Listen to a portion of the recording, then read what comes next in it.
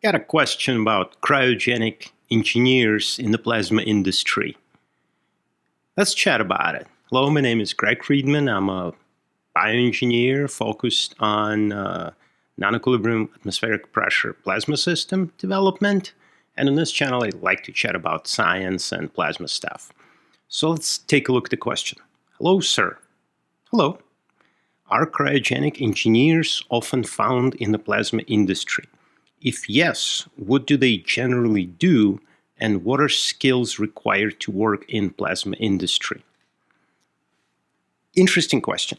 So it depends on the plasma industry, right? Plasma is the fourth state of matter, so it's like saying in the liquid industry or in the solid industry. Plasma is a tool that industries use. Now, many, especially commodity industries like printing labels on boxes, those industries use plasma, but because of it's a commodities industry, prices of systems matter a lot. So most plasma systems that I'm exposed to are atmospheric pressure, because that's the cheapest pressure. It's the pressure that's around us. You don't need to pump down, or you don't need to work at 30 atmospheres.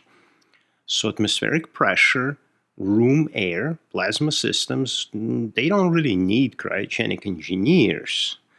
And the stuff that I do, agriculture, medicine, environmental remediation, all of those try to minimize the cost.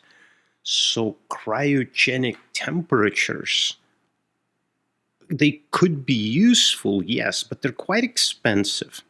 Now, there is a very emerging field with lots of companies rushing into that space, fusion. Now, fusion people call themselves fusion people, not plasma people. It's a totally separate division amongst us, right? It's a different discipline, very different set of skills to run a fusion reactor or any kind of nuclear reactor. But over there, cryogenic engineers become essential part of the team, right? You're cooling your superconducting magnets using cryogenic systems. You're working in these crazy environments where you have super low temperature on one side, trying to keep the magnet as close to 0 Kelvin as possible, while on the other side, that magnet is containing multi-million degree plasma.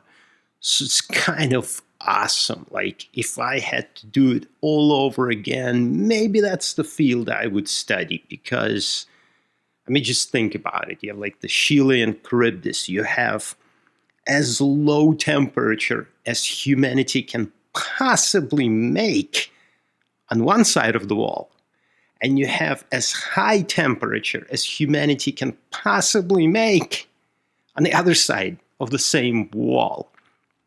So day in and day out, you're working with this super craziness at the very bleeding edge of the engineering capability of humanity on both sides.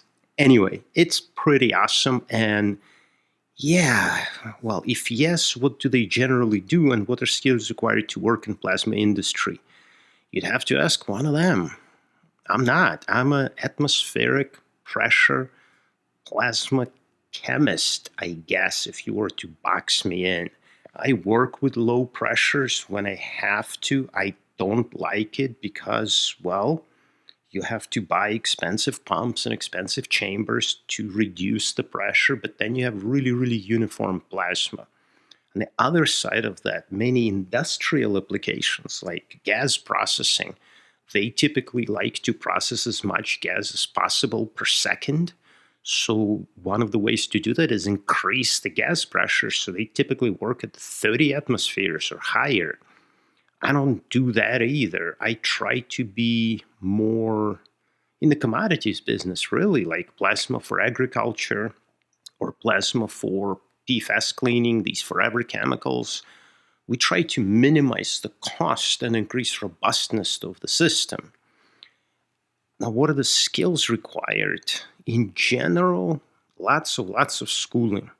So you have to find good school, study, find an advisor or set of advisors. When I graduated with my PhD, I had seven PhD advisors. Yes, you can have it.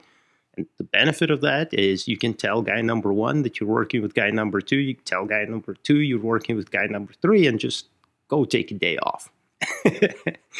But anyway, have more than one mentor. Have a bunch of them and ask them for guidance. It is not the easiest field to be in, but it could be really, really rewarding, because if I spent my studies working on fusion reactors, well, I'd be doing some really cool shit these days, right? Instead of ag-tech and dealing with sewer water, I could be designing a fusion reactor, which I kind of am, but I can't talk about it until the patent is granted. And that one is going to need cryo engineers, because we are running at about 1 Kelvin. Anyway, so great question. Thank you for asking it. Welcome to the channel. And please, if you guys or ladies have questions, please post them down in the comment section. Always happy to chat about science topics. Specifically, plasmas is my preference, because that's what I kind of know, even though you're starting to learn that what I know is actually a really small little thing in a vast field of plasma applications and space plasmas. That's true. Space plasmas. Anyway, thank you for watching the video, and I'll see you in the next one. Peace.